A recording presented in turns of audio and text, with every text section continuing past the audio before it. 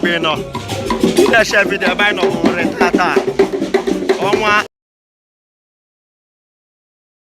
I will be hungry.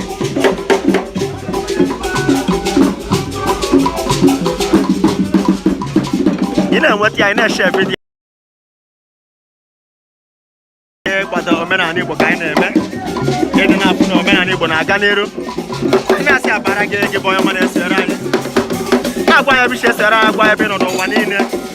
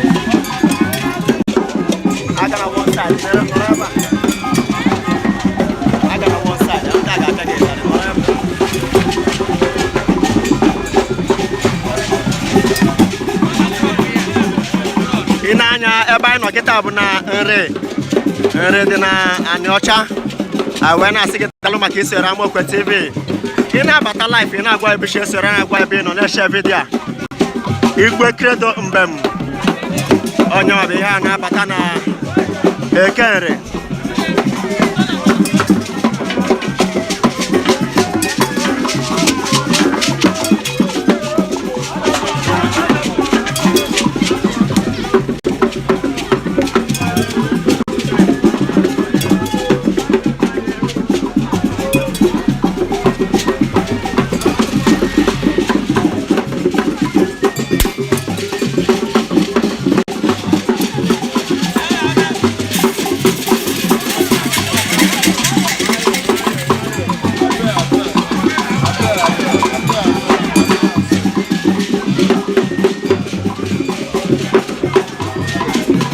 Tell us where you're joining us from. Tell us where you are.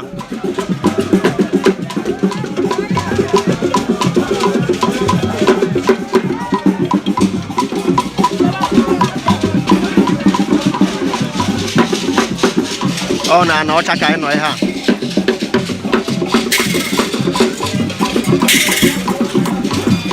Tell us where you're joining us from. Tell us where you are. Make sure you share this video. Let it go viral too.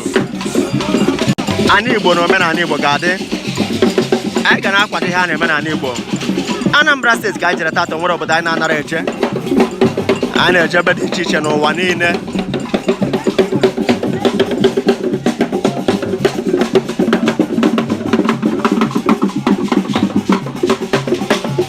Ọ bụrụ na unu na-eme emenu ya mfesịpụlụ nke unu kpọtụrụ Amokwe TV.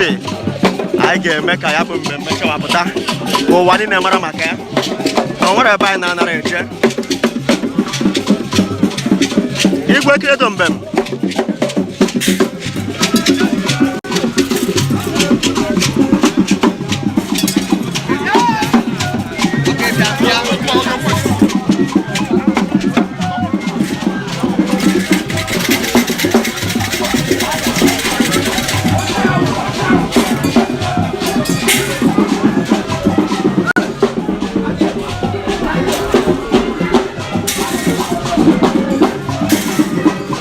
Ani Igbo amaka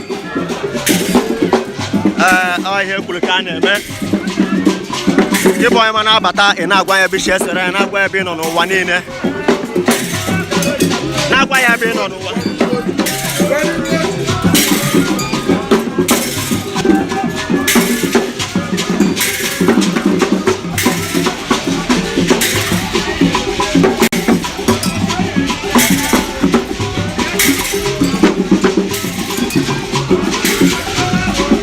unu ga-afụ ka esi eme ya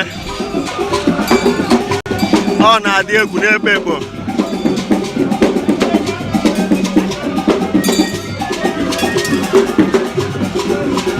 share this video, let it go viral. Jee na Amokwe Community TV YouTube channel ị ga-afụ video ndị ọzọ gbasara akụkọ omenala. Make sure you follow, subscribe.